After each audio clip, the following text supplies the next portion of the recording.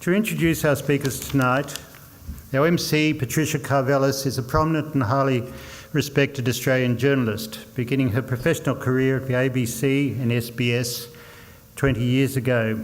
She currently presents RN's flagship radio current affairs program, RN Drive. I heard her on my way in tonight, a role she took up in January 2015. In 2018, Patricia, she also hosts a national affairs television program on ABC News 24 channel, Sunday evenings at 9 p.m, featuring in-depth interviews with a range of influential Australians. Patricia co-hosts the ABC's popular weekly political podcast, The Party Room. She's previously hosted and produced the program Karvelas on Sky News, a program which focused on federal politics and policy. And she's worked for the Australian newspaper and was the paper's political correspondent in the Canberra Press Gallery. She's also employed as the Australian's Victorian Bureau Chief and Editor and Senior National Affairs Journalist. Patricia will come onto the stage immediately following Mr Rudd's keynote speech. The Honourable Kevin Rudd needs very little introduction, but I'll say a few words. As we know, he served as Australia's 26th Prime Minister from 2007 to 2010 and again in 2013, and as Foreign Minister from 2010 to 2012. He led Australia's response during the global financial crisis, and Australia was the only major developed economy not to go into recession, and he co-founded the G20. Mr Rudd joined the Asia Society Policy Institute in New York as its inaugural president in January 2015. He's chair of the board of the International Peace Institute and chair of Sanitation and Water for All.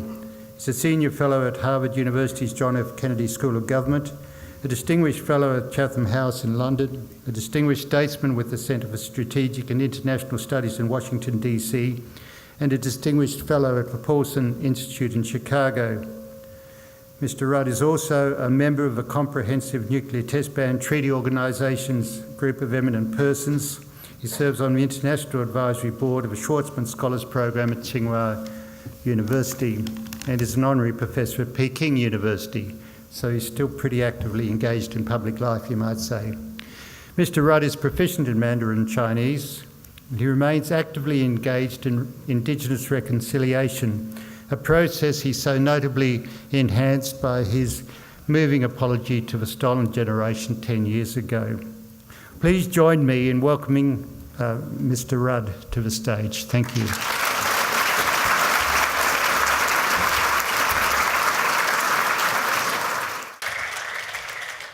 Well, good day. It's great to be back in Melbourne and the People's Republic of Victoria and all you fine progressive folks. And thank you for that warm welcome from La Trobe University. And thank you, Chancellor, for your kind and genuine remarks. Therese, my wife, is with us as well. And Therese was living in this fair city of Melbourne for quite a number of years during your high school years. When we were dating, I used to come down here a lot and discovered buildings where you had escalators and lifts and all sorts of modern devices for those of us who came from provincial Queensland. So it's good to be back in Melbourne, a city that I love dearly. Tonight, in our available time, given the subject I've been handed, I'd like to make some observations about the state of our Australian democracy. And I'd like to talk about essentially three things. One, a little bit about how we came to be a democracy in the first place. And second, what currently ails the democratic project around the world and here. And thirdly, what we might do about it. And I'll have some particular remarks to make about the nature of the media in our current democracy and the role of the Murdoch media in particular. The reason why it's important to address this subject is because democracy is a relatively recent historical project. For those of us who are students of history, 4,000 years of recorded history, we can see ourselves as having been collective Western democracies for about 100 years. If the definition of democracy is universal suffrage, reflected through representative institutions of parliaments and congresses and assemblies, responsible to the people and arbitrated over by a system of independent courts, an independent legal system. This is relatively recent in the overall scheme of things. And therefore, when we look around the world today, it's still a relatively fragile proposition. Freedom House tells us that of 195 nation-states across the United Nations, 88 are regarded as free and functioning democratic systems. Not even half. So given, frankly, the short historical lens that this has been our collective political experience, and the fact that this democratic project is far from universal across the world, it's important that we reflect carefully on its future. When we look at how we came to be democracies, this really has been a process of evolution over probably some 400 or 500 years. Yes, we look back to Periclean models, we look at the Athenian assembly, but essentially this was an oligopoly of blokes, and a certain category of blokes as well. Blokes is an ancient Greek term, in case you hadn't worked it out. Blocus Maximus. Sorry, that was Latin, not Greek. But whatever our sense of romance might be about the origins of the concept of the democratic state, frankly, in its modern evolution, we look at the combined impact of the Reformation, the Renaissance, the Enlightenment, the rights of man, as then called, or the rights of humankind, as subsequently called, and through the course of the late 18th and through the 19th century, the American Revolution, the French Revolution, and the great revolutions of 1830 and 1848, before we finally see the unfolding of what we might begin to approach as calling a popular franchise in the latter part of the 19th century, and frankly a universal franchise involving women, well into the 20th century. So these philosophical evolutions from a effectively theocratic state prior to the Reformation and the Renaissance, through to absolute monarchies in the period of the modern nation state, particularly after Westphalia in 1648, through to the present time, the evolution of the concept of the intrinsic dignity of human beings, that human beings could be regarded as having equal political rights, and that as a consequence representative institutions should represent their collective voice, was a long and painstaking process. Which brings me to my first point for our discussion this evening. It's therefore not necessarily a permanent project. It's a project which therefore has to be carefully husbanded for the future. When I have looked in the past at Francis Fukuyama's proclamation, The End of History, the ultimate destination of history being the final triumph of what he would describe as democratic capitalism, said in the hubris which postdated the collapse of the Soviet Union, the end of the Cold War in 1991, frankly, it just ain't like that. And therefore, for those of us who care for this historical project called democracy and for its future, we need to be mindful of how long it was in the formation, how difficult it was for those who became the path breakers and the founders and the pioneers of democratic emancipation, and be mindful, therefore, of how carefully this garden we call democracy and the associated freedoms with it must now be tended. There is nothing necessarily inevitable or permanent about the democratic project. In the collective West, in those other countries which have taken up democratic forms of government, and even in this country that we proudly call our own here in Australia. For Australians, it's kind of remarkable that our evolution and emergence as a modern nation state came at this point where the franchise was evolving in most of the countries of the collective West. When we federated finally in 1901, already we'd had semi-representative assemblies in most of the states, or colonies as they then were. And the fact that we federated at a time when the franchise was already had begun to be universalised in many but all Western countries has meant that in our federated history we've assumed it has always been thus. But frankly, just before we federated, and certainly more than half a century before, other authoritarian forms of government were almost universally the norm. So for those of us who are Australians who pride ourselves in our relative national youth and the vigour of our democracy, and assuming it has always been our permanent condition, we need to be mindful of, frankly, the more tenuous and recent and hard-fought philosophical foundations on which our democratic forms of government have been built. So my first point to all of our friends here this evening is simply this. When asked the question, how do we rekindle and rejuvenate our democracy for the future, I would encourage each and every one of you to spend a little time reflecting on its history and where it has come from, and the painstaking and painful process of extracting us as human beings from the clutches of one form of political or religious tyranny or another. What therefore constitutes the challenges to democracy writ large, beyond the particular challenges we've confronted more recently in Australia? If we look across the world at large, and the European democracies, in the United States, where I now live and work, I see several challenges common to many modern and so-called mature democracies. These, for many of us, are self-evident, but it's worth at least examining them, at least for a moment.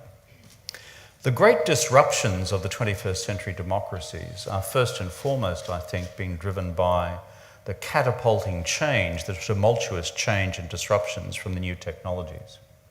You know this, you see it in the workplace. But when we look into the lens of the future and see, therefore, what the great disruption of artificial intelligence is going to do to the security and stability of work, as we have known it for a long time, we see emerging what I see to be a deep disruption of the fabric of our democratic life. For this reason, if people can no longer be productively employed with decent remuneration and with decent safety nets in a world governed by artificial intelligence, we don't have to be Rhodes Scholars, friends, to conclude that the underpinning democratic fabric begins to be challenged if it cannot, through its democratic discourse, produce a response to deal with this deep disruption to people's individual lives, their work, their sense of dignity, and therefore their stake in the common project that we call the Australian or the Western democracy. Which brings me to the second systemic challenge, which is the fracturing of the social contract. In the United States, I see this acutely, where you have this concentration of wealth at one end, a stagnating middle America at the other, and frankly, the working poor, given that there is now technically full employment in the United States, barely struggling to survive. The social contract, a French term, but one which has been imbibed into the Australian tradition of a fair go in late 19th century and early 20th century Australia, is part and parcel of how we've sustained the vitality of our democracy over the decades with the evolution of one government into the next. And it's a social contract which basically has the characteristics that there should be something maximally approaching an equality of opportunity, something which provides a humane safety net, and something which therefore causes our society to cohere around a common set of secular values. But there is something fracturing in that social contract, and the impact of the new technologies is likely to fracture it further. So unless we can, through our modern social contract in this country and other Western democracies, continue to effectively and fairly redistribute the wealth of our country, then frankly the democratic fabric starts to fracture even further. I see that most acutely in Trump's America, and I worry about its future in the United Kingdom, in Germany, in France, and the other great democracies of the collective West. We have also, across the collective West and other democracies, now what might be called the absolute balkanisation of news, the third great disruption. Part and parcel of the emergence of modern democracies and the universal franchise and an informed citizenry exercising the vote in electing assemblies has been a common basis or understanding of the events of our society, the events of our economy, the events of our politics. And it has been really for the last 100 years or so of mass communication through mass newspapers and then mass radio and then mass television, there has by and large been a relatively common platform for discourse. Of course, the newspaper traditions and the media traditions have had different political biases. That's normal and natural in a political system. But when you came down to questions of essential fact as opposed to alternative facts, there was a common basis for the discourse. We might then have a range of opinions based on our philosophical predispositions as to how we should then take the country forward, but there was little contest on the underlying facts which formed the basis of our discussion. The social media revolution has changed all that and turned it onto its head. At one stage, and at one hand, massively democratising and massively liberating in terms of the conveying of news, and I have the largest Twitter following in the country as a political leader, so I'm not complaining about it. But let me tell you, it's deeply disruptive as well, because the common discourse for our democracy through which we make then decisions based on commonly perceived facts about our common future begins to shake. What I see in America most acutely is a combination of that social media phenomenon combined with the absolute polarisation of the classical news mediums into Fox's America and the New York Times America, whereby these warring tribes no longer even bother or try to consume each other's news or distillation of the facts. That therefore you have within our countries and in our democracies an inability to have a discourse about the facts before you overlay whatever political opinion we may bring to bear on those facts. This is a new and deep disruption, barely a decade old, and one with profound consequences for the future of our democracy. If there's a fourth great disruption, it's probably along these lines, and that is we also are at a time in the evolution of this idea that we call the West, at a unique time in history when our concept of underlying values, secular or religious, are beginning to fracture fundamentally. In the history of the collective West, the Judeo-Christian ethic, which has underpinned much of the values proposition, including the Enlightenment overlay, has been with us for some centuries. But we are now at a juncture in the first couple of decades of the 21st century when, in the collective West, the Christian church is in radical decline. And as a consequence, the values overlay of that tradition is itself also under deep challenge and fracture. Now, whatever the people in this audience may think about the value of Judeo-Christian ethics, and there's a debate to be had about that, one of its core propositions was the intrinsic dignity of the human being, which in many respects translated it through to the Enlightenment idea of, therefore, the political dignity of each human being and the equality of each human being in terms of political discourse and the rights which therefore proceed from that. But together with other values inherited from that tradition, such as compassion, such as solidarity, we now see a great fracturing of, as it were, the theological and partly philosophical traditions which underpinned that particular tradition within the West.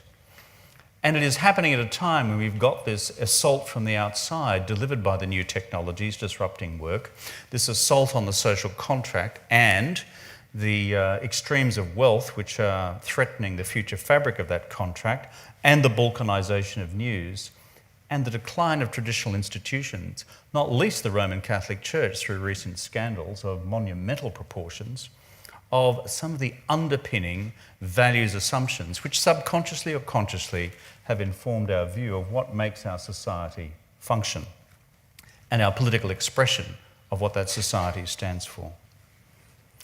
And the final big disruption which is occurring at this stage is the rising confidence of the new authoritarianisms around the world, whether it's of the Russian variation, the Chinese variation, or other variations. And whereas Fukuyama said these guys are destined for the historical high jump when he wrote The End of History, the reality is they haven't been for the high jump. The Russian authoritarian system has reconstituted itself, albeit turbocharged by the new technologies of social control and the powers and capacity of the intelligence and security apparatus. And our Chinese friends are taking it even further. And so we have now a Chinese authoritarian capitalist model not only being developed, in some respects perfected within the Chinese system itself, but now quietly and subtly on offer to many other developing countries around the world. And for those who have assumed, particularly in the United States, that there's this universal beacon light, this clarion call out to the developing world, that there is this light on the hill called the democratic destination. If you had 400 or 500 years of colonial exploitation by one of those democracies, well, it doesn't have the same shiny appeal as those of us in the collective West assume. And therefore, when someone else rolls in with an authoritarian capitalist model, it may in fact have more appeal than many people in this room may think. I remind you, only 88 of the 195 nation-states of the United Nations are classified by Freedom House as full functioning and free and open democratic systems. So friends, these I see as the huge systemic challenges facing all of our democracies. The new technology, the fracturing of the social contract, the balkanization of news, the epochal change in the underpinnings, philosophical and theological, of values which have been assumed for the functioning of our democracies for so long, and the rise of the new authoritarianism. And frankly, all happening at the same time. And we wonder why we're feeling a bit perplexed. Well, all that's at work. Which brings me to my third and last point to address this evening, which is, and what's happening here in Terra Australis Incognita. That's our home, our country called Oz. Well, there you go. There's a challenge. The reason I've gone through these other factors, though, is that we, like the rest of the democratic systems around the world, are facing these systemic challenges. We're not immune to the ones I've just described, but we also have particular ones, particularly which go to the whole question of the stability of our politics and the stability of our political leadership and the factors impacting on that. What I see as an additional set of factors bearing down on the Australian democratic experience are these. Within our two major democratic political traditions of the centre-left, which I represent, and the centre-right, which others represent, is the rise of what I describe as the new apparatchik generation, what I describe as legions of young Labor and young Liberal political activists, who in their training over the last 20 years or so have been taught that the way to get ahead in politics is essentially to knock off the bloke ahead of you, or the woman ahead of you, or whoever is ahead of you. I was horrified when I first heard in the Labor Party an axiom which said, well, mate, you've got to catch and kill your own. I thought, that sounds brutal to me. But in fact, it's an imbibed principle in how many of our young political generation have been taught, educated, developed, cultivated, inculcated. Not to think in philosophical terms, not to think in policy terms, but to think in pure Machiavellian terms. I don't have a halcyon view that it was once a perfect Athenian, Periclean experience back in Menzies' day or back in Chifley's day. It wasn't. But the training of this new generation of what I describe as the apparatchik class has been a huge factor, as they are now no longer in short pants. They are very much in long pants. And they very much become the boyos, primarily the boyos, of contemporary senior politics across our country. Which brings me to the second point. Historically, we on the centre-left have had a problem with what we call as factional power brokers. Factional power brokers, essentially non-meritocratic, but those seeking to manipulate a political system, in this case the Labor Party, for particular factional ends or sub-factional ends. and the nature of factions being such that it is not essentially a philosophical proposition or a policy proposition which causes people to cohere around a factional group. It's a way of organising power within a particular political party for power's sake alone. But remarkably, the centre-right have now learnt from us, and the factionalisation of the centre-right I find fascinating. If you look at what's unfolded in recent leadership shenanigans on the part of the Liberals, with the rise and fall of Abbott, the rise and fall of Turnbull, the rise and fall perhaps of Morrison, the rise and fall and maybe rise again of Barnaby and the rest. I mean, these guys have taken what I think has been one of the deep cancers of the Australian Labor Party, incorporated it within the Conservative ranks and perfected it in a way in which I didn't think was possible. But the problem is it creates a whole new cynical dynamic within the politics of these parties, whereby the public stand back and look with horror at what is unfolding, as if these parties and those who run them are completely deaf to what the country at large aspires for our political process, which is a sober deliberation on the country's, the communities, and the earth's future. Power brokers, the second problem. Then there is what I call the Australian particular disease, which I call the cult of the opinion poll. I call it a cult. In fact, it's becoming occultish as well in the way in which it's handled and used and abused across our political class. I remember very well as Leader of the Opposition and as Prime Minister and the state of collective angst which would descend every second Sunday evening before the Monday fortnightly news poll would come out. Would it be triumph or tragedy, success or defeat, the beginning of history or the end of history? Is my job on the line, or can I stave it off for another fortnight? Now, everyone in the political class will tell you that we don't pay attention to opinion polls, and a squadron of pigs just flew by. Okay. The bottom line is its ability to turbocharge short-termism within our political thinking is phenomenal. And the cult and culture of the opinion poll, produced on a regular basis, effectively reduces the political class to a point of policy paralysis as the energies go into preserving the leader's position, go into defending against any challenge to the leader's position, whether you're in government or whether you're in opposition. So, the apparatchik class, power brokers, perfected by the Tories, remarkably, and the cult of the opinion poll. So that brings us down to the rules of our political parties. Now, the rules of our political parties, both the Liberals and Labor Party, essentially were inherited from our British precedents.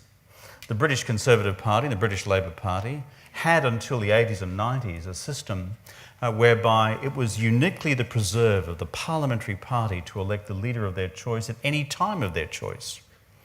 Except that come the 90s, the British Conservatives and the British Labor Party changed their systems to involve a wide ballot of, in fact, not just the parliamentary membership, but the entire membership of their parties as well. But guess what? It's a bit like what happened to Irish Catholicism in this country. That system was snap frozen here and preserved in a way in which the Irish Church today would no longer recognise. Similarly with the Australian political practice, within the Liberal Party and the Labor Party, we snap froze these British systems when, frankly, the Brits then moved on and reformed theirs completely. So by the time I became Prime Minister, and certainly the case still with the Conservative parties, we have rules in our political party which enable a midnight coup to be conducted with 30 minutes notice. And you're off. It's on, sunshine. A bunch of factional power brokers trained in the apparatchik class, using the cult of the opinion poll, wander into your office and say, "It's over, Kev. Sorry, it's not personal." But the bottom line is, other democracies have acted to create massive speed bumps against that contingency arising. When I returned to the Prime Ministership in 2013, my one condition to the powers that be within our show was this: I know we're on a hiding to nothing in the 2013 election. My job was to save the furniture. By and large, we did.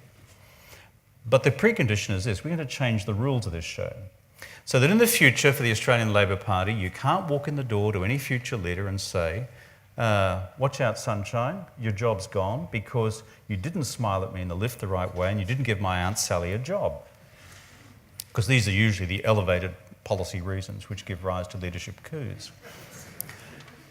Which is why folk like you become cynical. And so our rule change has meant that if there is to be any challenge to the leader during a political term, if you're in government, it requires firstly a 75% petition from the parliamentary members. That is, 3/4 of all parliamentary members of that party have to sign that petition. Secondly, it triggers then a 3-month process involving a ballot of all members of parliament, which constitute 50% of the final vote, and of all members of the Labor Party nationwide, all 50,000 of them, and they form the other 50% of the vote until a new leader is selected. And in opposition, that is only possible if you have a petition of 60% of the members of parliament before that 3-month process is triggered. What I did was create this ginormous speed bump, which meant that the factional bother boys could not simply walk in, whether it's to Bill Shorten's office or mine or anyone else's, and say, it's over, sunshine, because you're no longer doing what we, the factions, want you to do. If the Liberals had adopted the Rudd rule, and I've urged them now to do so, then we would not have been through the revolving door of 3 Liberal Prime Ministers in 5 years. The obscenity of what we saw unfold recently with Turnbull's demise, within a very short space of time, where we almost ended up with Captain Potato Head as our Prime Minister, my fellow Queenslander Peter Dutton, and he thinks well of me as well, would not have been possible had we had such a rule-based impediment to the factional bother boys being able to have their day. And my call now, in order to rebuild public confidence in our system, where the office of Prime Minister is not a political plaything of the factions, it's an enormously powerful office. I've been there. I know what powers lie at your disposal, lie at your discretion as the Prime Minister of the country, is that we need to have rules-based systems which prevent or deeply impede that sort of behaviour. Which brings me to my final point, which is the question of the surrounding media environment and what I describe as the Uncle Rupert phenomenon. In Australia, Murdoch, uniquely of our Western democracies, has 70% of the print circulation in this country. There is no other Western democracy in the world where that exists. It is a unique set of near monopoly circumstances. Think of me in the People's Republic of Queensland. I wake up of a morning, it's Tuesday, I pick up my suburban newspaper. It's a Quest newspaper. It's owned by Rupert. I go and have my Frosties for breakfast. There's the Courier Mail. It's owned by Rupert. Then I pick up the Australian to see what's happening nationwide. It's owned by Rupert. You have the Age down here. In Sydney they have the Herald, soon to become Channel 9 in both cases, but that's a separate story. And the bottom line is, in my home state, in my hometown, which is the 3rd largest city in the country, a state of Queensland which represents 22% of the seats in the House of Representatives, there is one paper. And what I've seen in my experience in this country and elsewhere in the world is the way in which that news monopoly has been exercised. It's been frightening. Let me put this proposition to you. If it was not for Murdoch's Fox, there would be no Trump today. Fox News has become the vehicle through which we have seen the rolling radicalisation of the American right, from the old Republican Party through to Newt Gingrich's contract with America, through to the Tea Party and through to the Trump Party. It exists within this self-contained ecosystem called Fox, which is 100% owned by our Aussie Rupert. The impact which this has had on the American body politic and the world at large is remarkable. I have people coming to my office regularly now from across the United States to ask me, who is this guy and how did this happen? Were it not for Rupert's ownership of The Sun, and the Times of London and his stake in Sky in the United Kingdom, I doubt there would be a Brexit. The power of the Sun, the power of the Times, one commanding a working class audience, the other a huge influence on elite opinion across the United Kingdom, running a massive Brexit campaign on a sustained basis in an eventual outcome which was 52-48 cannot be underestimated. And here in Australia, one example and one example alone. In the 2013 election, when I returned to the Prime Ministership, the central unstated issue of that campaign was something near and dear to Murdoch's heart. It was the future of the National Broadband Network. We, the Party of Nation Builders, decided that this country needed, given our vast geography and the arrival of this new technology and the explosion of digital commerce across the world, that we needed to lay out a national broadband network to every city, every town, every part of this vast Commonwealth of ours, high speed, great bandwidth, in order to accommodate the new businesses of the future, as they've done now in most other economies around the world. But because of the tyranny of distance and our small population, our vast area, unless the government did it, it was never going to happen. It would happen in dense inner city areas as a product of the market, but not for the regional cities, and not certainly for rural Australia, let alone where I come from in the Queensland bush. And so therefore we embarked upon that as a nation-building project for the future. It was to be fibre optic cable to the premises, to your home, to your institution, to your school, to your hospital, to your GP, to everybody.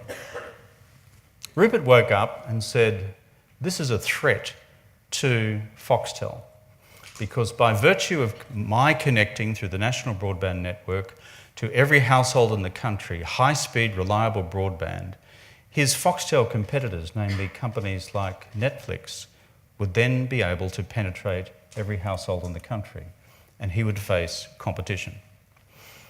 And Foxtel represented a $1 billion a year profitable business, cross-subsidising his loss-making print mastheads, the one through which he exercises political control across the country, or significant influence.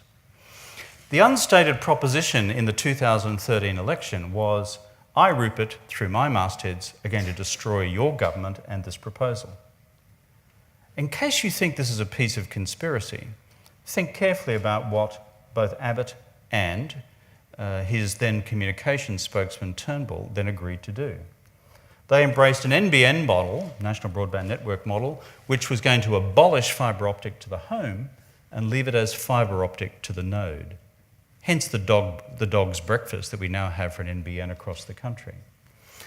This was not a piece of coincidence. Where did the Liberals, Abbott and Turnbull, launch their policy in Sydney during that election campaign, or just prior to it? At Fox Studios in Sydney. Who presided over it? The Fox News Corporation executives. Could this be a coincidence? I believe in coincidences too, but not that one. Because the alignment of commercial interests was clear-cut. Murdoch had decided to kill a commercial threat to his business, and as a result torpedo a $43 billion investment in this nation's future economy turbocharging infrastructure, a national broadband network which will be delivered to every household and institution in the country.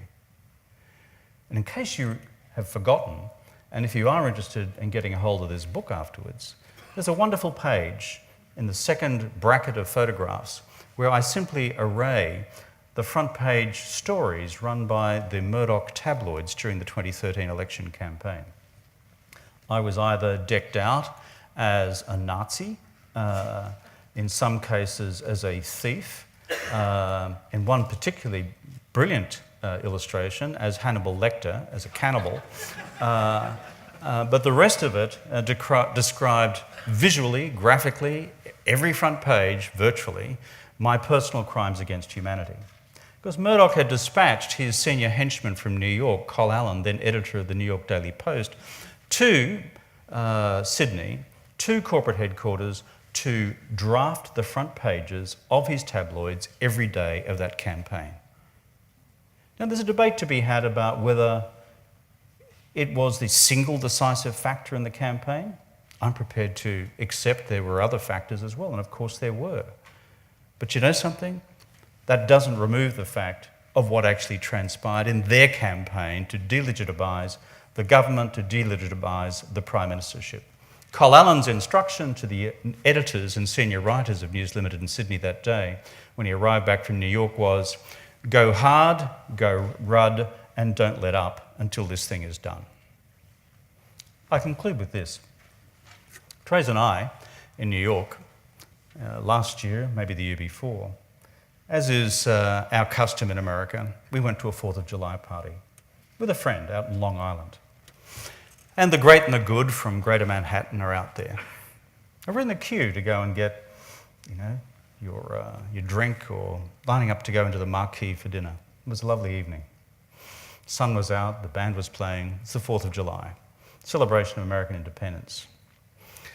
The guy behind us in the queue heard our very cute Australian accent and said, "You're from Australia?" And to which my wife said, "Yes, we are." I usually say at that point, "I'm from New Zealand." Because you never know where the conversation's going to go. Any Kiwis here tonight? I'm sorry. One of the old Foreign Service tricks, you get into trouble, you say, "I've got to get back to Wellington." Sorry, tradecraft. So Trey said, "Yes, we are." He said, "You must know my best buddy, Carl Allen. He's the editor of the New York Post. He's an Aussie."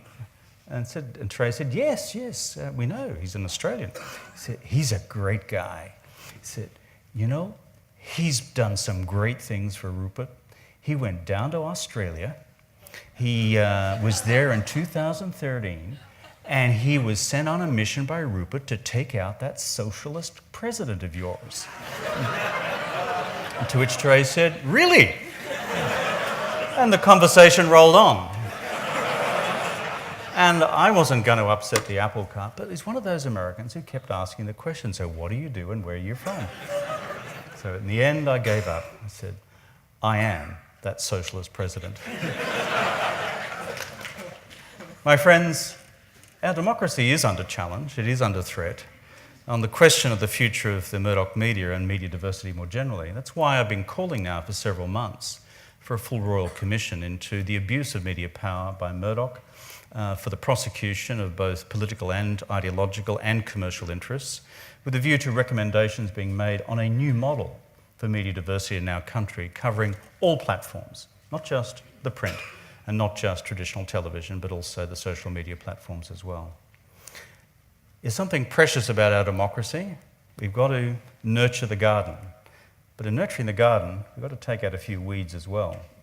And this one is a particularly noxious weed. I thank you for your time.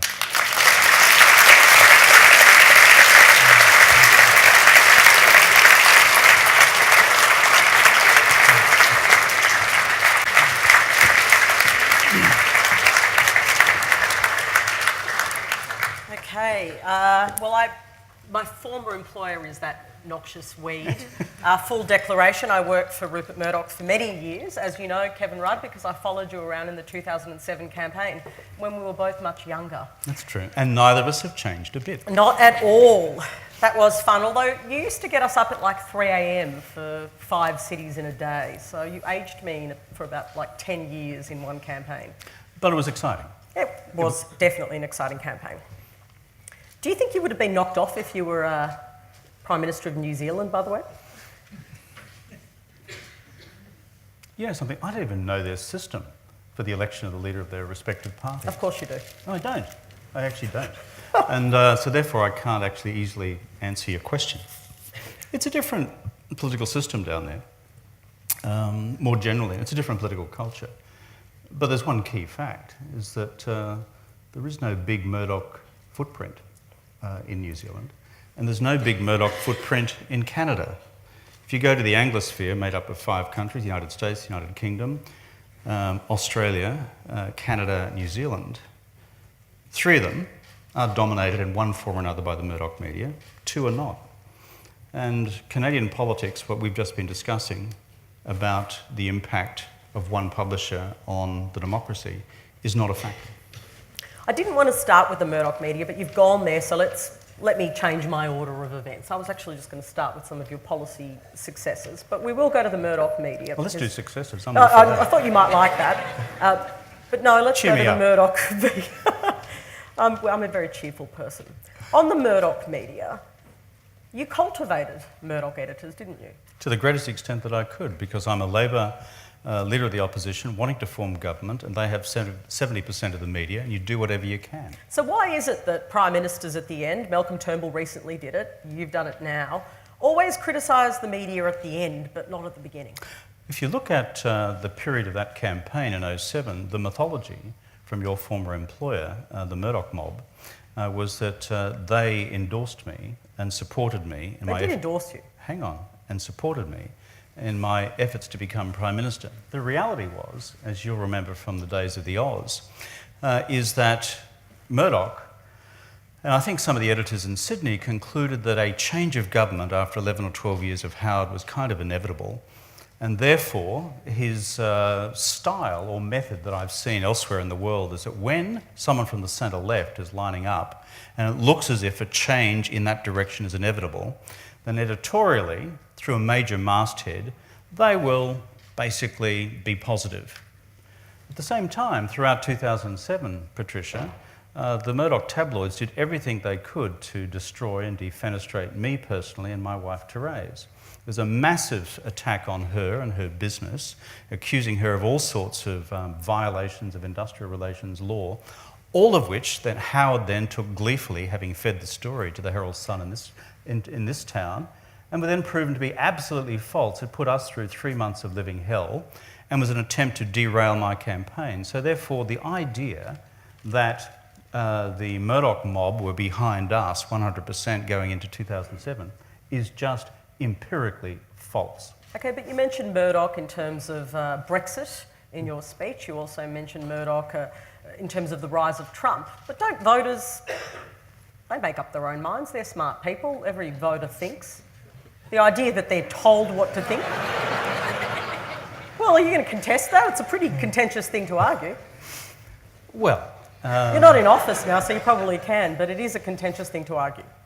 well, the reason why political parties, particularly the Conservatives, run campaigns based on naked emotion and fear is because they know with a certain proportion of the electorate it works.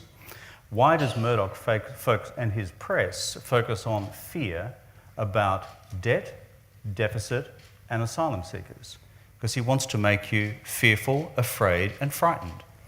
And the advertising campaign meshes, frankly, the Murdoch newspaper agenda. We saw it in 2010, we saw it in 2013, we saw it in 2016.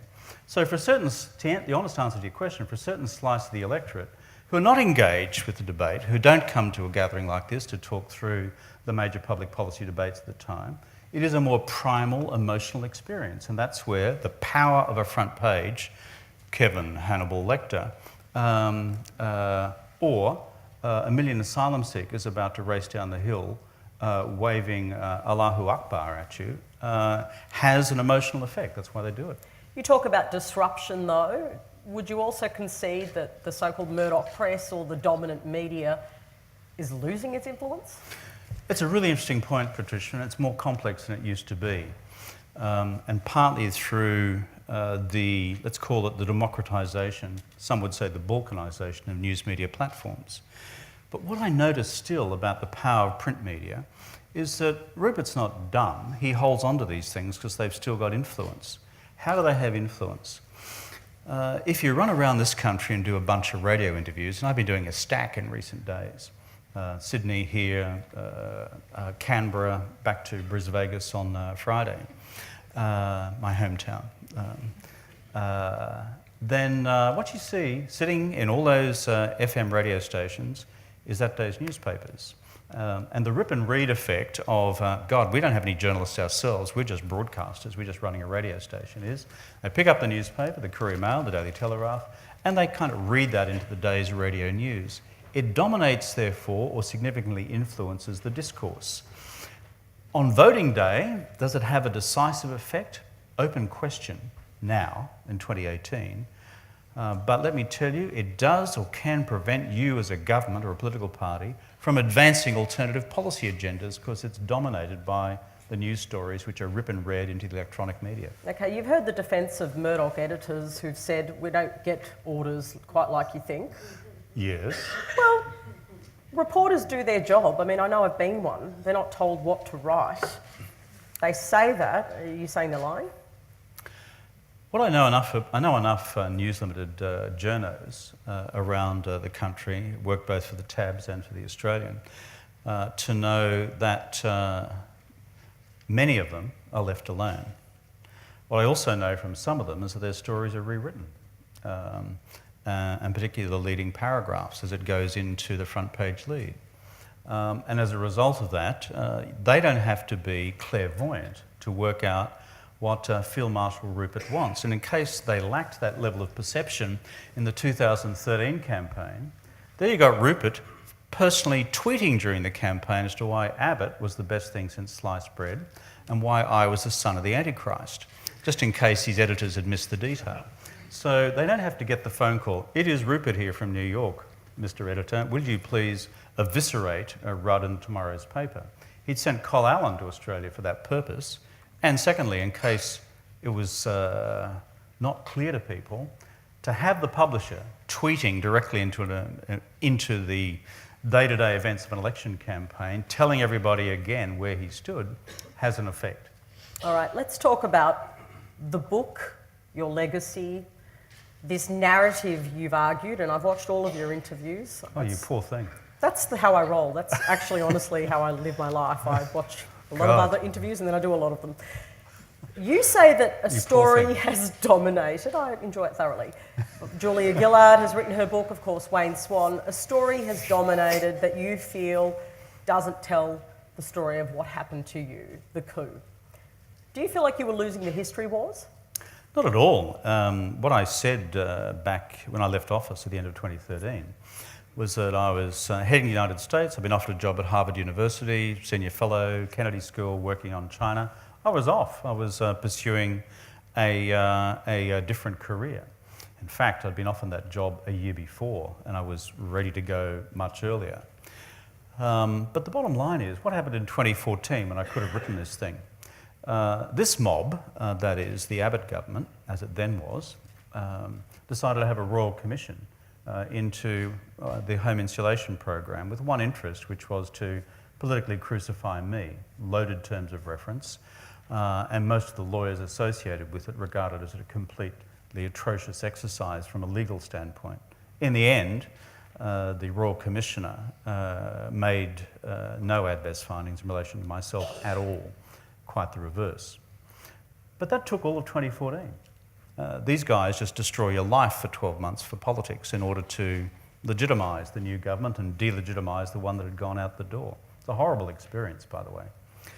Then, 2015-16, so why didn't I write it then? Because both Julia Bishop and Malcolm Turnbull had said to me that the government was going to endorse me as a candidate for the UN Secretary-Generalship. And so in 15 and 16, I ran a campaign around the world in support of that candidature. Malcolm Turnbull had sat in our house in New York, told me he'd back it. I came to Canberra, I sat in his office after he became Prime Minister. He said that having taken down the list of countries he needed to lobby, told me to proceed. Julie Bishop had organised regular campaign meetings between myself and the diplomatic mission in New York on this campaign. Then Malcolm died 1,000 deaths when both Morrison and Potato Head said that they'd split the party if they did something as radical as back this living socialist as a candidate for UN Secretary-Generalship. So that was the end of 2015 and 2016, because that was a full-time job. I started writing Volume 1 last year and Volume 2 this year. So why has it taken this amount of time? That's the reason. Okay, no, but my question was more about the competing narratives. I know, but you asked me why have I written it now. Let's talk about the narratives, though. I want to go back to the narrative. I've had a fair few other things on my plate. Okay, so external variables. The narrative that this happened very quickly, you contest that very strongly in this book. If anyone hasn't read it here, basically you argue that this actually took a while to cook. 6 months. that Julia Gillard had determined that she didn't, that she was withdrawing, I think that's the language you use, from the government's agenda essentially. And, That's true. And running a...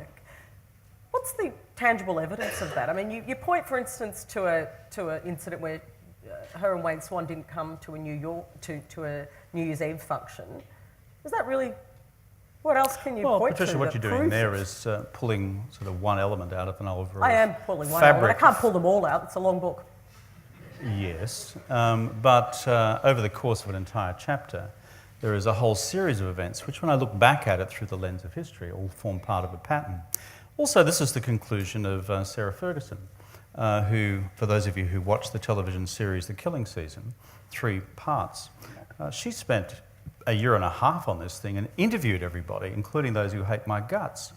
And her considered conclusion was that this began back then, the early part of 2010. So the initial argument advanced by Julia at the time of the coup was that, oh dear, the caucus rose up in spontaneous revolt and they demanded that I act, is simply undermined by a series of events in the first half of that year, where Julia was planning actively and working with the power brokers to bring about a change in the leadership. Fair cop, that's politics, but to assert that it was a last-minute spontaneous patriotic act to rescue a country from a guy who'd lost his marbles, that's me, is kind of a bit of a stretch. That's before Julia went on to part 2 of the argument, was that I had lost my marbles and she had to act, which I found a curious proposition. You've known me for quite a while. You may disagree with a lot of what I stand for and what I say in terms of policy, but I don't think anyone's accused me of losing my marbles. No, I don't generally diagnose people's mental... No, It's nor not should my- I have a journalism degree, and I'll nor stick should to the that. current chair of Beyond Blue, Julia Gillard. But you reveal in this book, and you've been talking about it, that you offered her a Kirribilli-style agreement. Not quite. Why should she take that? Why would anyone... I mean, they haven't really worked out in the past for others, have they? No, but she was. We're moving into the 2010 election, and I knew, self-evident, that Julia was an ambitious woman and a highly capable one. I just wanted to have a heart-to-heart conversation with her about what I wanted based on my experience in Queensland, having observed both Anna Bligh and Peter Beattie as Premier, which was an orderly transition. Beattie had been Premier for 2 or 3 terms, and I already back then had my mind on becoming a candidate for UN Secretary-General in a position which became available in 2016, which would mean leaving office in 2015, if I was subsequently re-elected. So what I was simply saying to Julia was, hey, look, I actually want an orderly transition to you. I cannot name the day, the time and the hour, but let me tell you, once we're into 2 or 3 terms, that's it. Because A, it's hugely punishing. Remember the global financial crisis, no one's getting any sleep. And B, I've got other things to do. Now, I didn't expect her to sort of sign up for the cause at that point, but the whole point of the conversation was to reinforce what I thought I had conveyed to her from the get-go, that I delighted in her success as a female Deputy Prime Minister of the country. I delighted in appointing a woman as Australia's first Governor-General, Quinton Bryce. I delighted in having the highest representation of women in my cabinet. So I wanted all that to unfold. But she was rowing a different race. Would you have taken that deal if it was offered to you? But it wasn't a deal, it was a conversation which said, this is where I'm headed. And I was simply trying to explain to her what was in my head. I didn't advance a proposition or an agreement as such. And it's one element of at least 10 events that I point to in the book between the end of Copenhagen, conference at the end of 2009, through to January 2010, when Julia came to see me and said, there's no way I'm going to support you having a double dissolution on climate change or on the CPRS. No way, Jose. Through to that conversation in February, several others, and by the time you get to May, the drafting of a speech by Julia, which has subsequently been established by others who were working for her at the time, on what she would say on the day she became Prime Minister. So the idea that this was something cooked up on the day itself, it just flies in the face of all the accumulated evidence. Let's talk about some of the big achievements. The GFC, of course, or avoiding recession. It was obviously a significant achievement and has been written about by others. You don't really give a lot of credit to your treasurer, though, Wayne Swan, in avoiding the GFC. Well spotted. I'm a trained observer. Again, that journalism degree. Yeah. Is that fair? I understand the Prime Minister had to be hands-on. Obviously, the entire Cabinet had to be hands-on. The Head of Treasury had to be hands-on. I mean, everyone had to be involved in that. But how can the Treasurer not be given more credit? The Treasurer had to be. Because I tried to honestly reflect on all the critical meetings that occurred. The dynamic was Ken Henry, a brilliant civil servant, and a loyal Treasury officer working for both Conservative and Labor governments, led a team which I dealt with every day. And the ideas in terms of when to intervene and what the opportunities were for intervention, the parameters of possibilities, came from Ken. And I'm just saying that's the fact, that's the reality. I could reconstruct it in a different way, but that would not be telling the truth. And when it came to the big decisions about are we going to do X measure or Y measure in terms of the stimulus strategy, that would turn out to be a discussion between Ken and myself. And Ken would give a series of arguments and I'd push back a bit. And I think if you spoke to the Cabinet note takers and you look at the record when it's finally unleashed after the 97-year rule or whatever it is, 20-year rule, I think. Yeah. I think you'll see that's kind of reflected in the reality. I just think the Treasury team are probably the unsung heroes. And I work with them day in, day out. I remember sitting with Ken one night in the lodge and we had a fire going in the study there. It's a nice little room. It's where Curtin used to sit during the war worrying about whether the troops would arrive safely on one troop ship or another. So I always had a sense of history in sitting in that room. And the fire was roaring away and I said to Ken, mate, I think we've kind of tried most things now to deal with this crisis and this unfolding recession, which is what it looked like at the time. What else can we do? He said, Prime Minister, every tool in the policy arsenal has been deployed. And now it's a matter of prayer. So it was a great relationship with the Treasury, and that's why the independence of the Australian Public Service is so critical for the future governance of our country. Politicians come and go. You need really bright folks running the key institutions of the public service. Yeah, I think that's very true. Okay, on the CPRS. Yeah. You said that climate change... I thought you were going to all the positive achievements here. That was deceptive. Well, the GFC, I said you avoided it. I didn't contest that. Some people tried to, but I didn't. No, you then opened up on Swanee, but that's okay. Let's go. Well, I'm a journalist, remember. And as you say, I'm a good observer. I mean, it was hard to miss. The CPRS and climate change, of course. Carbon pollution reduction scheme. You said that this was your big, the greatest moral challenge of our time. Is it I said still? that absolutely. And I've said it then, I've said it since, and I'll say it into the future. Because it's fundamentally about an existential challenge to the planet, and it's about intergenerational justice. And frankly, decisions affecting those who come after us most acutely. So do you wish you had gone to a double dissolution on it? Well, I'd remind you of what the constitutional provision was at the time, which is that we could have run to a double dissolution as of August that year, 2010. I seem to remember that I got the knock on the door from Julia on the 23rd of June. But you also talk in the book about how Julia Gillard said she was dead against this idea. That's true, she was, and so was Swan. You were the PM, why weren't you more successful in arguing the case Well, let's just backtrack a little bit on the climate change question, given you've opened it up. What was our first course of action? To legislate a mandatory renewable energy target for this country of 20% of electricity supply coming from renewables by 2020. And when we took over, how much was that? 4%. What is it today? 18%. That legislation stands despite multiple attempts by the Tories to kill it. It is the single engine room, frankly, of climate change action of the country. It's our legislation, it's my legislation against the opposition of what was then your newspaper, by the way. Not that I wish to raise that fact, because we've dealt with Murdoch already, but I just thought I'd mention it was a Murdoch paper. Then, on two occasions, we tried to legislate the carbon pollution reduction scheme.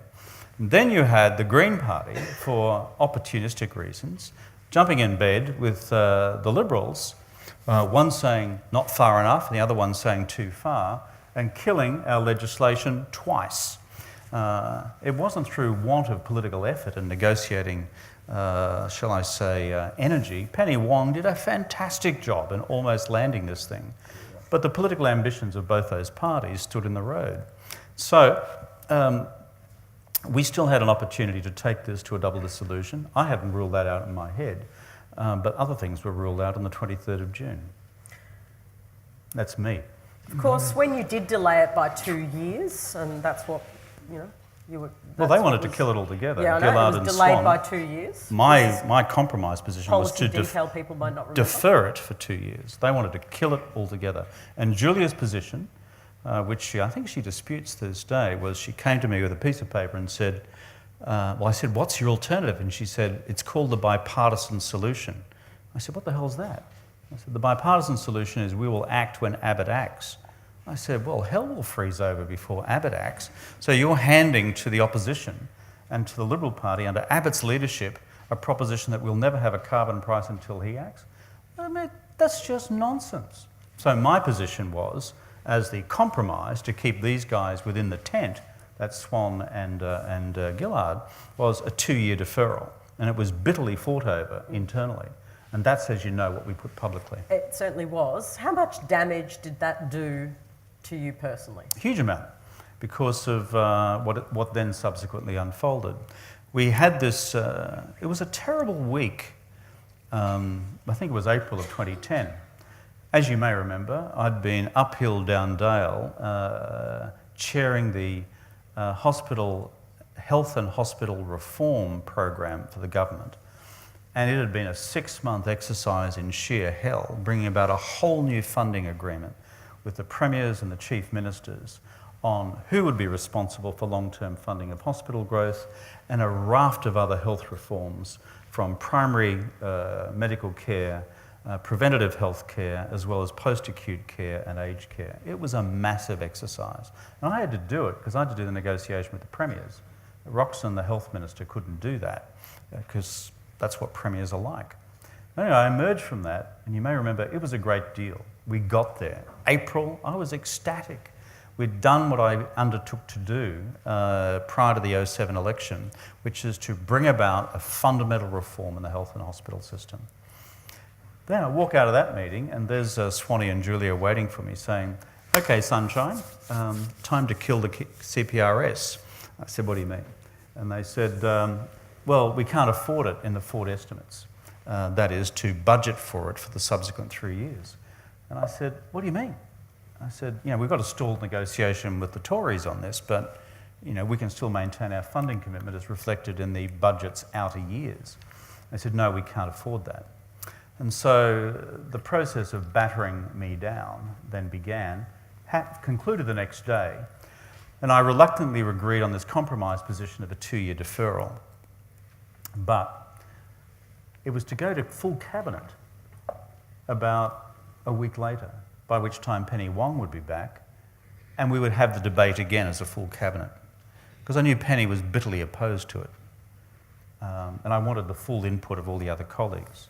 In between time, the decision was leaked to Lenore Taylor in the Fairfax Press on the front page.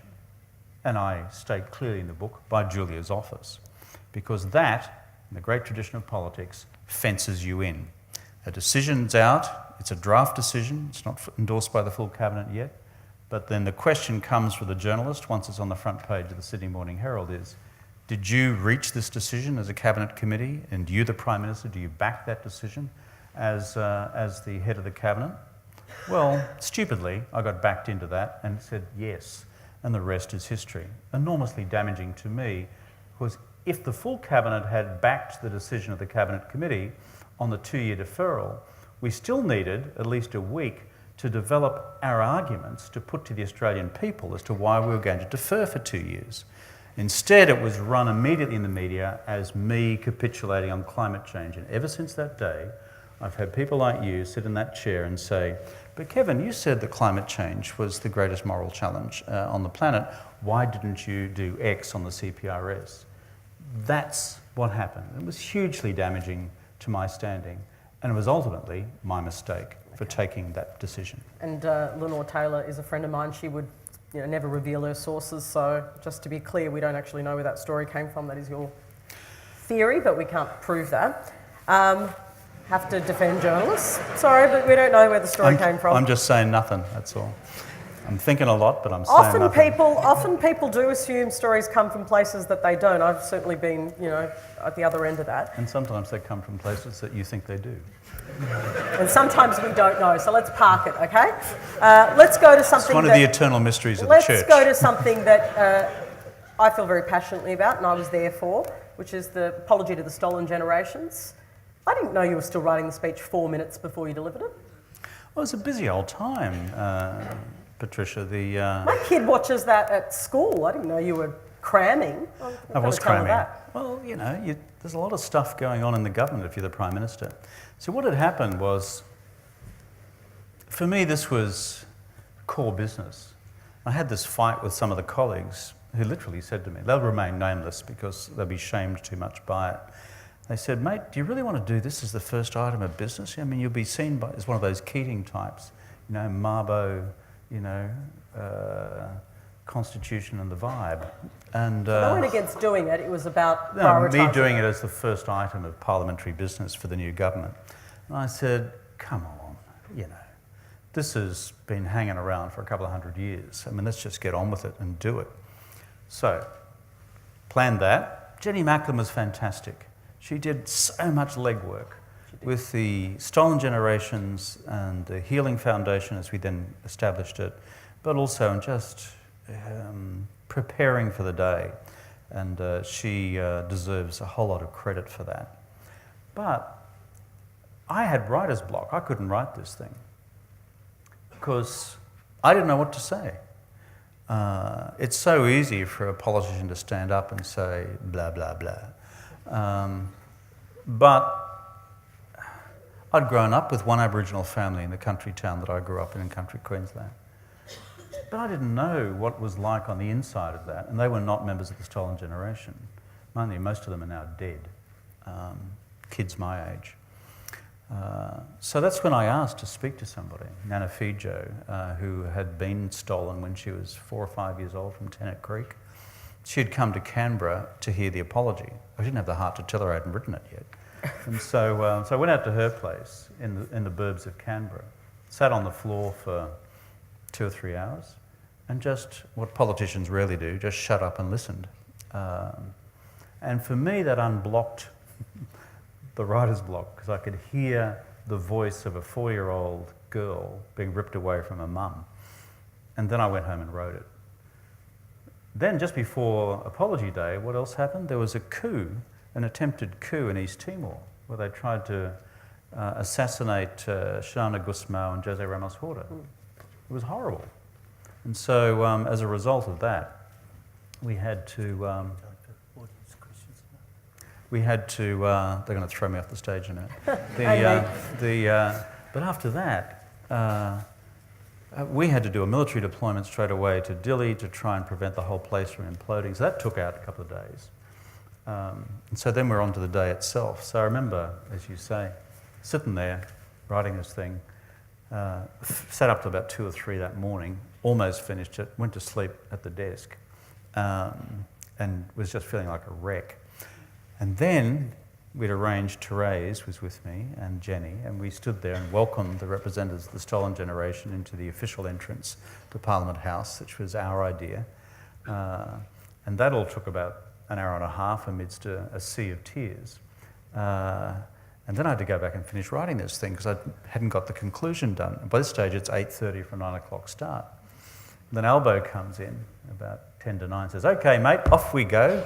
And he looks down and then he says in a very Albo sort of way, he said, "You haven't finished." But I said, "No, mate, just got." He said, "God, you leave it close." But I was still knocking it round at about 5 to 9 walked in, and that's kind of how it was done. Just before I take audience questions, and they should have budgeted 4 hours for us, Kevin, Yeah, at least. that's right. But Because you they talk didn't. so much, yeah. When one gives me a chance. Last page of your book. Last page of your book, you say you want to reconcile. Yeah. Doesn't this risk reopening some Labor wounds? I mean, for instance, you reveal in the book that Bill Shorten wasn't too crash hot about some of his appointments. He wants to be Prime Minister now. In fact, he could be Prime Minister within 7 months. I think the book, Patricia, is a very gentle treatment of our bill. So, Was that, okay, let's go there. Why so gentle? well, Were it's you a gentle careful treatment around of our... the issue of Bill Shorten, given he's trying to be Prime Minister about now? I thought about it long and hard. No, I thought about long and hard about his actual role in the events of June 2010. It may disappoint Bill that my conclusion was he was not a central player. Well, he was a factional leader though, wasn't he? No, that's true. But he was not a central player. And I worked out who it was. And I spoke to a lot of people about this. And had I reached a different conclusion, there would have been a more robust coverage of Bill's activities at the time. Do you feel more kindly towards him because he also brought you back? No. That's, Because he did, he brought you back. He was one of the crucial people yeah, but who brought you back. Bill brought his own vote and maybe one or two others. But hang on, coming back, like this was terrific. Coming back in 2013, you know, there's this sort of chasm in front of you. It's called the 2013 election. You've got the Murdoch cavalry running up to join the coalition to make sure that we were dead and buried completely. At that stage, as you know from the news poll, we were down to probably 20-25 seats, given the magnitude of the swing, which had been entrenched not just for weeks but months and the better part of 2 years. My job, as they put it to me, Chris Bowen and the other folks who wanted me to come back to leadership, was, Kevin, just come and please save the furniture so that some of us survive. And against that measure, by turning in a result with 55, I think, seats we ended up holding, enough for Bill to frankly almost win the subsequent election, I'd done my bit. But the idea that this was some great opportunity to continue on as Prime Minister of the country, oh God, come on, be real. I mean, I knew what I was up against. I was... Why did you do it then? Oh, Catholic guilt. I haven't got it. Well, you're Greek, you understand that. I've got a bit of guilt going on, yeah. Yeah. So Carvelis is a good Irish name. No, it's a bit of a sense of duty, I suppose, to the show. Remember, by the time, just as Col Allen came to do his darndest, your news poll had us for the first time in 2.5 years at 50-50. And so then that's when that campaign kicked in. There was, therefore, in that first month of my return, a levelling of the political contest. But once the Murdoch Party joined the Liberal Party in their continuing coalition of activity, frankly, it was almost impossible to get any clear air. So going back to the Bill question, you know, was I therefore ecstatic that Bill had said, yes, I'd like you to come back as leader to save a bunch of Victorian seats? No, I just saw it as saving the furniture. And we did. And we changed the rule of the party. You did, and now you're lobbying Julie Bishop to change the rule, and she doesn't seem... Keen. She doesn't seem to think that your advocacy is helpful. She said at my book launch the other day, when I said the Labor Party's got the Rudd rule, Julie can have the Bishop rule for the Liberal Party. Same thing about the election of the leader, complex process, 3 months, yada, yada, yada. She then intervened or interjected in my book launch yesterday in Canberra and said, that's very unhelpful. And I said to Julie, I've never been here to helpful, just to be constructive. So, Well, Kevin Rudd, thank you for speaking to me, but I know that the audience has some questions, so let's begin that process. Who's up first? don't feel obliged, any of you. No, they're coming. That's right, it's Melbourne. People do that. People love democracy in Melbourne. We've got no problem with democracy in Melbourne. That's right. Home of democracy, not far from Ballarat. Hi, Kevin. My name's Tully Smith. From Very Ballarat? insightful speech tonight. You mentioned briefly, you touched on, well, not a little bit more than briefly, but you touched on the global financial crisis and your role in the NBN. Kevin, in your term as Prime Minister, though, we saw a lot more nation-building activities take place. We saw things like the NDIS, we saw huge investments in infrastructure, in particular road and rail, things like paternal leave and healthcare. I think that, you are one of the true nation-building leaders this country has ever had. Can we let this guy go on for And, It sounds just like my questions. but seriously, on that, 2 points. One, do you think the role of the nation-building Prime Minister is over, given some of the things you touched on with media, news cycle and leadership throws? And two, do you think we as a nation need to have a conversation about the role of former Prime Ministers, a little bit more established, like the role of former Presidents of the United States? The great thing about having so many former Prime Ministers is that we'll soon run out. It'll be my turn again. So it was a joke, okay? It's a joke. On the first point, look, it's in the DNA of the Australian Labor Party to be in the business of nation building. When I think of the earliest Prime Ministers of this country, Andrew Fisher, for example, Queenslander, the capital of Australia was Melbourne in those days. The whole idea of establishing a nation, in that stage, 5 million people across this vast continent, the central role of government. His equivalent of the National Broadband Network in those days was building the Transcontinental Railway from here to Perth. A national currency, a Royal Australian Navy. These were big nation-building projects at the time. I don't think the time has evaporated because there'll be new changes, new challenges to face, like the National Broadband Network in the future as well. And as for the political, or shall I say ideological opposition, which is this is no role for government, for God's sake, the country's huge and the population is small. We cannot effectively build this nation in the absence of the agency of government. And I'm a pro-market guy. I actually believe in free markets. But if there was no nation building, this country would be without its infrastructure. And I can't see that equation changing for the future either. As for the role of former PMs, my view is as long as they've got something constructive to do and to contribute. I'm a China guy. We haven't talked about China all night. So I'm trained as a sinologist, I was a Foreign Service officer. Teresa and I served in Beijing. The think tank I head in the United States is about the future of the US-China relationship. We deal with both governments in second-track diplomacy. We are in the business of trying to make a public policy contribution to what I think is a critical relationship on security, trade, and on climate change. Now, for me, that's constructive. It's useful stuff to do. I'm sure Malcolm will end up doing something constructive. I'm not so sure about the great wrecking ball of Australian politics, Tony Abbott. Abbott's problem, essentially, is he's unemployable. You think about it. Who would give him a job?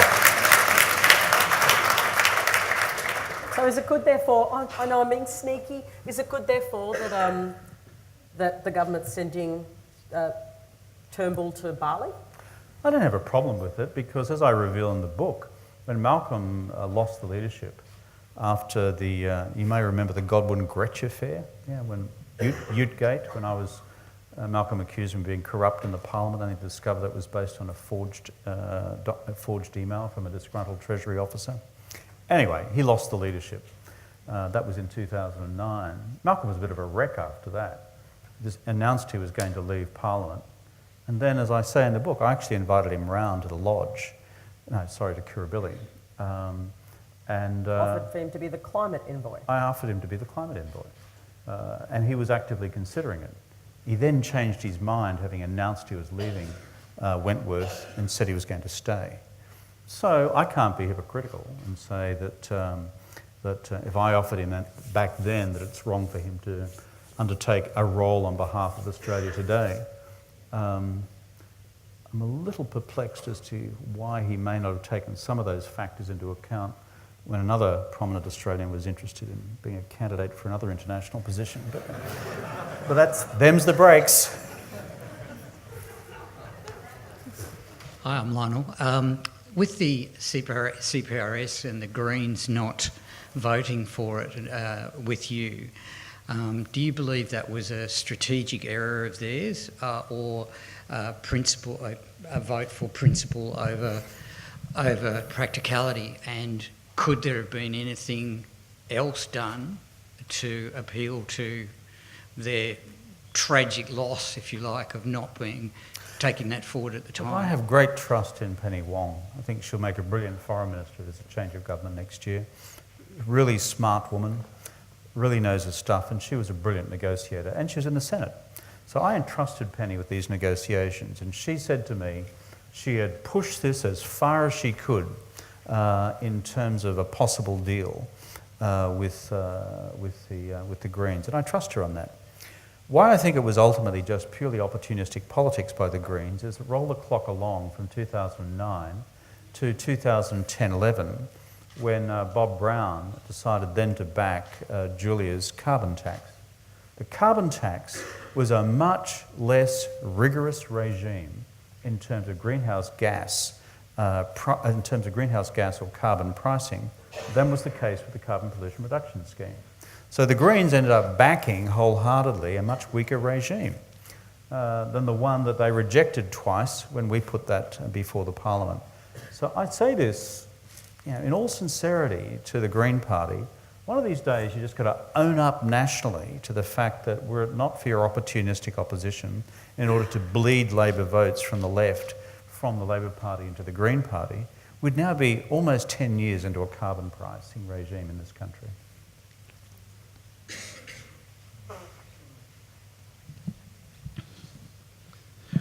Good evening, Mr. Rudd. My name is Tony. G'day, mate. Hi. Recently, US Vice President Mike Pence delivered a speech that represents the strongest denunciation to date of China, referencing its militarization of the South China Sea, human rights record, intention to become a leader in up to 90% of the world's high-tech industries, forced IP transfers, among other issues. Yeah, I read it, mate. Yeah. It's This presents us with the strongest indication so far that the United States fully intends on embarking on a path of strategic rivalry with China, and analysts and columnists have described this as a new Cold War era that we are entering. My question is, as Australians, should we be more worried about the more confrontational stance that the Trump administration seems determined to take with regards to China? Yeah, good. It's a huge speech which Pence has made, and it comes off the back of a new US national security strategy last December, new US national defence strategy in January, the trade war, plus a new defence industry strategy from the administration. And the Pence speech was kind of like the icing on the cake, formally declaring the end of 40 years of strategic engagement between the US and China, and formally announcing the beginning of what they describe as a new era of strategic competition. So, detailed response that I've given to this, if you're interested, is I've just done an article on Foreign Affairs magazine. It's on the website. You can get it. And there's a longer piece on the Asia Society website, which is a speech I gave to the US Naval College at Annapolis about 2 or 3 weeks ago. But in summary, there is a radical change in sentiment in the United States towards China. It's not just Trump. It's bipartisan. It involves business. It involves academia. And it involves non-government organisations as well, for a range of different reasons and interests and values. So therefore, the Chinese, I think, correctly have concluded that the season has changed and that we're in radically new strategic territory. My question to the Americans, however, and therefore for Australian policymakers, is this. If we're now in a period of competition, strategic competition, what are the rules of the road? For 40 years, we've evolved rules of the road in dealing with between China and the United States. Now, there may be none. And when you have a near miss between a US and Chinese naval vessel in the South China Sea by 40 yards 1 month ago from a collision, and we know what the politics of escalation are from our studies of this around the world, then I'm quite anxious about where we've now suddenly plunged. But if you're interested in a more detailed answer, it's in the 2 documents I've just referred to. Thank you. Yep. My name is Jirokwe. I've been here in Australia for almost 2.5 years now, and I work in the construction industry. A question, I'll start with the very renowned author that you mentioned before, Francis Fukuyama, when he said the end of history, when the two ideological that were prevailing ended, the former Prime Minister, just proved it now, according to me, because the institution like La Trobe University, like the media, were there during those ideologies. But when one ideology was killed, there's no more ideologies that are competing. The reason I say so, I'm going to ask the question is, the former Prime Minister has been blaming, if some of you have heard with me, Robert Murdoch, throughout. And the Murdoch media and those who used it, he mentioned clearly, they use fear.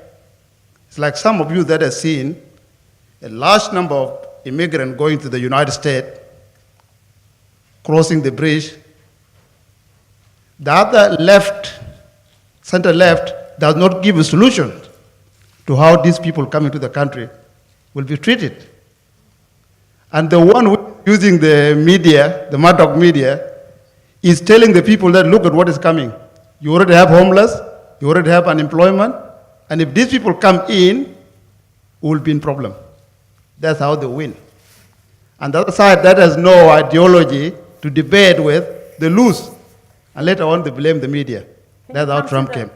Coming to my question is, now that you are not in a position of government, can you be very much come forward on behalf of the center left to debate how these issues that the media magnified can be debated like here?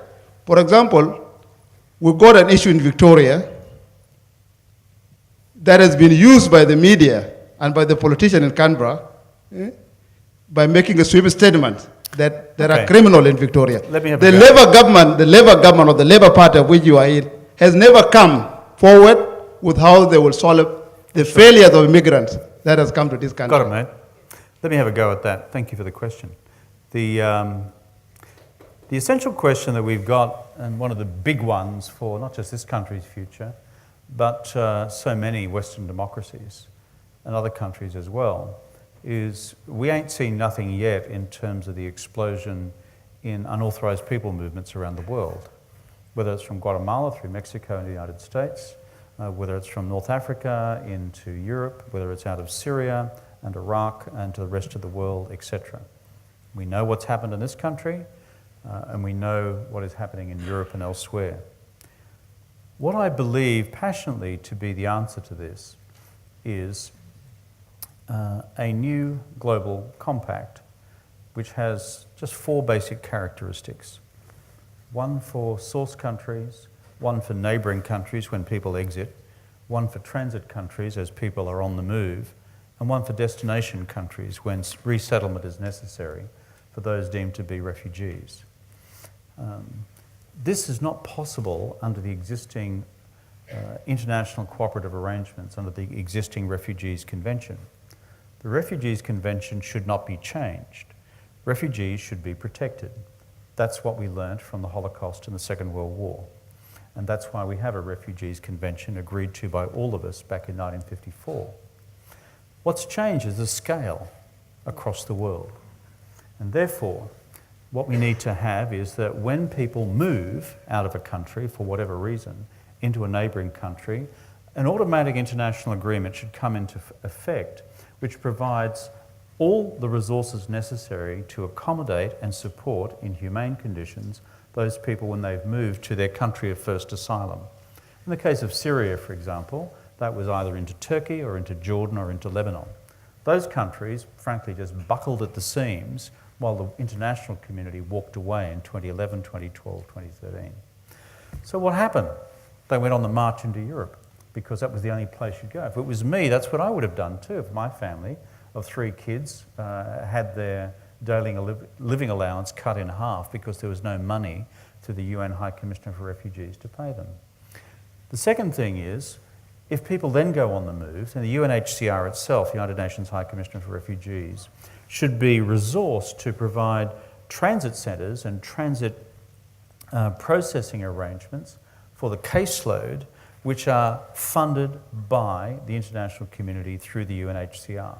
So whatever country it's in, you have transit centres, proper accommodation, proper support, proper processing so that each person's case can be clarified as to whether they are a bona fide refugee or not. And the final element of this global compact is, let's just say half the caseload is bona fide, real refugees. They go back, they get shot, or there's a real danger to their lives.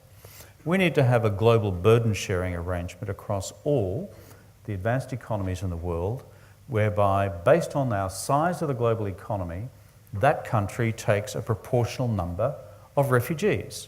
The Americans take a lot, the Canadians take a lot, we should take a lot, but so should the Japanese, who currently take none, and other countries in Europe, who some take a lot and some take none.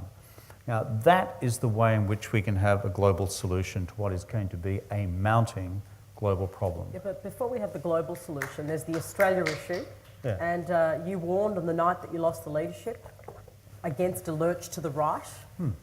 And then? Well, what happened after?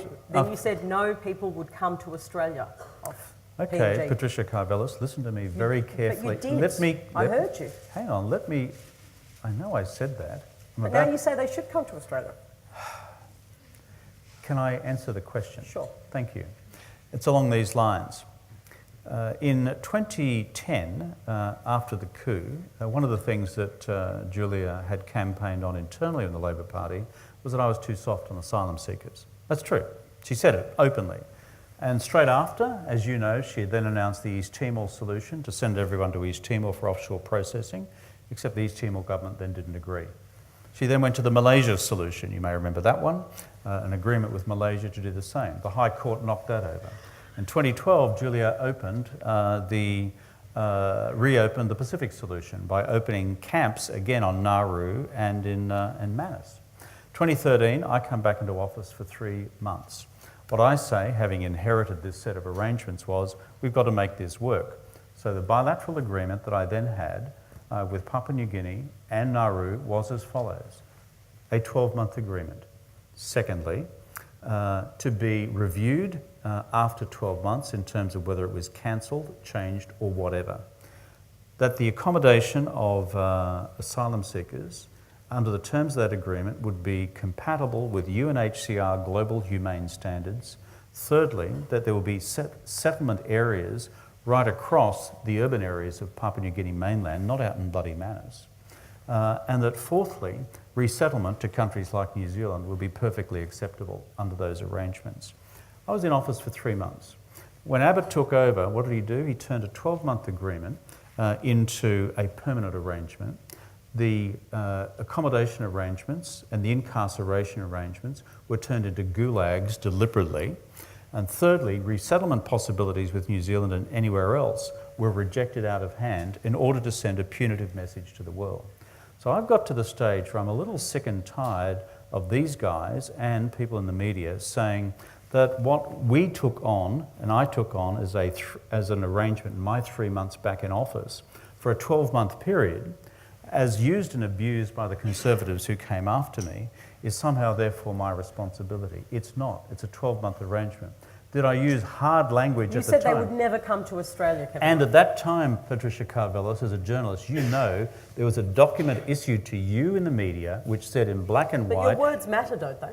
And what was said in black and white was absolutely critical as well. It said, this is a 12-month agreement. If you chose not to report that and instead emphasise what I said as a direct message to people smugglers to stop their... I thought you meant it to when stop, you said it. Well, hang on. You've got to send a message to people smugglers. What's the other side of this equation? We were losing something in the order of 300 people a month through drownings. And the message I was trying to send out to them was that this was not possible. But in your reporting and that of the media, to simply take that statement in isolation from the text of the agreement and to ignore the text of the agreement is not fair and balanced reporting. And I refuse to take responsibility for that's the Conservatives' use and abuse of that agreement and turning that 12-month arrangement into a bunch of gulags for which they should hang their head in shame. Next question. Can we make this the last question? We've gone considerably over time, and That we was want Kevin to Rudd's fault. He's been and we want to save some You time. asked a very long And question. we want to save some time for Mr. Rudd to do some book signing as well. So last question. Thank you. I'm happy to talk to these folks afterwards if you'd like to have a chat. So. G'day, my name's Travis. When your good mate Malcolm became Prime Minister a few years ago, he did so on a promise of respecting the intelligence of the Australian people. I think the most dispassionate observer of politics could say that what followed was a policy base that was directed by a fairly intellectually vacuous analysis of polls and not particularly good policy. So my question is a really simple one. How do we make good policy in Australia again? That's a really important Make question. Australia great again. It's a really important question. When we were elected in 2007, you may remember, we did so with a very big and broad policy canvas. This was no small target strategy. We outlined what we're going to do across the field. And whether it's on the economy and the restructuring of the economy, a new agreement on national health and hospital reform, a new national curriculum for education, a new set of arrangements for Indigenous reconciliation and closing the gap, climate change action, as we've discussed this evening. And frankly, we worked hard on top of dealing with the existential crisis delivered from left field called the global financial crisis. The attack that came at the time was that we were doing too much. And in a perfect world, you'd love to slow some of that down, but we didn't expect the crisis to hit. As a result, I think what happened was a partial delegitimization of the political wisdom of running a big policy agenda into an election. Abbott in 2010 stood for nothing. Abbott in 2013, with the Murdoch mob behind him, stood for very little. He promised, I think, one thing in that campaign, which is to bring in his paid parental leave scheme for millionaires, uncapped. That was never legislated. But he actually didn't have to advance an argument. That actually established a bit of a lesson in the body politic about not arguing big policy propositions. Now, where I have some cause for encouragement is that the current Labor opposition is not actually running in that direction. They've taken a much bolder approach on public policy development, and you've seen what they've had to say, for example, on the future of negative gearing, the future of housing and asset bubbles within the Australian economy. So if they succeed at the next election, and I have some confidence that they will in forming the next government of Australia, it rebirths the idea of a big policy agenda. My final point to the body politic is kind of this. I just wish Australians generally would get to the stage where people who engage in a serious intellectual public policy debate about real options to deal with our massive challenges for the future on climate, on refugees, on the question of the diversification of the economy, we could do so without people being ridiculed as a bunch of intellectual wankers. I mean, the whole subculture of this country, whereby that's all just stuff that the public political process should have nothing to do with, while, you know, Barnaby and Tony Abbott go the biff because that's more entertaining. I mean, it's so demeaning of the country and frankly so destructive of where we need to be as a nation. Well,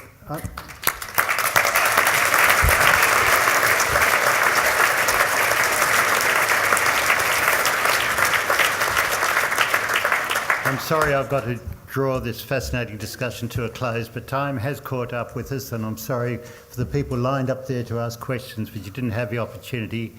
But Kevin has said that he'll be out there book signing, so you'll have another opportunity to ask him questions. Before I move the formal vote of thanks, I'd just like to draw your attention to some other events which are coming up soon.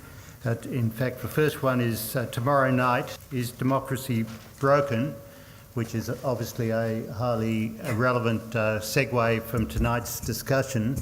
It'll be led by Tony Walker, who is Vice-Chancellor's Fellow at La Trobe, and I should add is a Fairfax, not a Murdoch journalist of note, and he'll have a panel behind him, and that's going to be held who also at loads State the Library passion. Theatrette.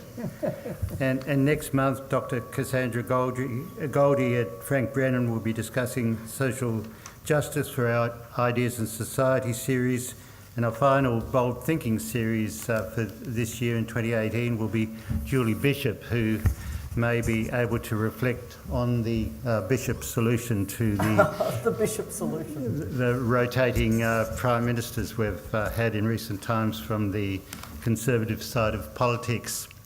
Well, I think we've had a fascinating evening. First, I'd like to thank Patricia for her wonderful questioning and calling the former Prime Minister to account and giving him the opportunity to expound his point of view. And finally, and most of all, I'd like to thank Kevin Rudd himself. I think we've seen the display of a huge intellect, someone with an enormous grasp of so many issues of policy, global factors, as well as the retrospective on domestic factors. And I think we all hope that he will continue to make an enormous contribution to the policy debate internationally and hopefully in Australia into the future. I encourage you to buy his 2 volumes of his books. I'm sure they'll be selling both fascinating volumes, reading. right? I must confess I haven't had time yet, but I certainly will, and I encourage you to do so. I'd also like to thank the audience before I ask you to thank the 2 speakers, but I'd like to thank you for your interest and obviously engagement with tonight's proceedings, and I'm sorry for the lineup of questioners that you couldn't all have your questions held, but it's an indication of the respect with which Kevin Rudd is held by the community and also by your involvement and wish to make a difference to the fact that we do have a bit of a policy vacuum at the moment. So could you please show your appreciation to Kevin and Patricia?